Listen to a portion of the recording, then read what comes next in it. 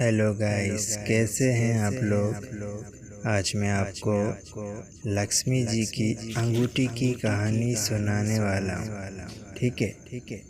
तो लक्ष्मी जी की कहानी मैं आपको सुनाना स्टार्ट करता हूँ। आप वीडियो लाइक कर दें और चैनल को सब्सक्राइब कर दें। ठीक है। एक निर्धन व्यक्ति था। वह नित्य भगवान विष्णु और लक्ष्मी जी की पूजा करता था। एक बार दीपावली के दिन भगवती लक्ष्मी की श्रद्धा भक्ति से पूजा अर्चना की। कहते हैं उसकी आराधना से लक्ष्मी प्रसन्न हुई। वह उसके सामने प्रकट हुई और उसे एक अंगूठी भेंट देकर अदृश्य हो गई। अंगूठी सामान्य नहीं थी। उसे पहनकर जैसे ही अगले दिन उसने धन पाने की कामना की, उसके सामने धन का ढेर लग गया। वह खुशी के मारे झूम उठा। इसी बीच उसे भूख लगी तो मन में अच्छे पकवान खाने की इच्छा हुई। कुछ ही पल में उसके सामने पकवान आ गए।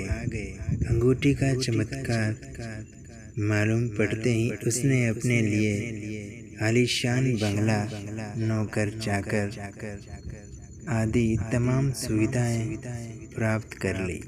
वह भगवती लक्ष्मी की कृपा से प्राप्त उस अंगूठी के कारण सुख से रहने लगा। अब उसे किसी प्रकार का कोई दुख, कष्ट या चिंता नहीं थी। नगर में उसका बहुत नाम हो गया। एक दिन उस नगर में जोरदार तूफान के साथ बारिश होने लगी।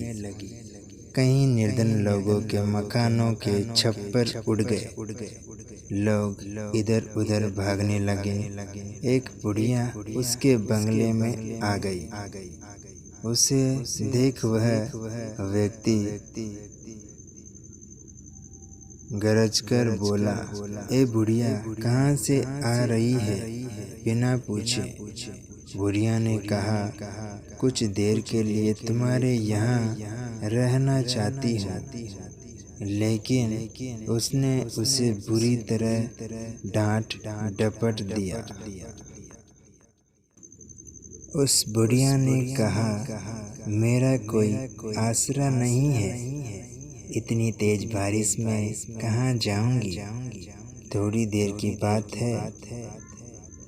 लेकिन उसकी किसी भी बात का असर उस व्यक्ति पर नहीं पड़ा। जैसे ही सेवकों ने उसे द्वार से बाहर किया, वैसे ही जोरदार बिजली कौंदी। देखते ही देखते उस व्यक्ति का मन जलकर खाक हो गया। उसके हाथों की अंगूठी भी गायब हो गई। सारा वैभव पल भर में राख के ढेर में बदल गया। उसने आँख खोलकर जब देखा तो सामने लक्ष्मी जी थी, जो बुढ़िया कुछ देर पहले उसके सामने दीनहीन होकर गिड़गिड़ा रही थी, वही अब लक्ष्मी जी के रूप में उसके सामने मंद मंद मुस्कुरा रही थी।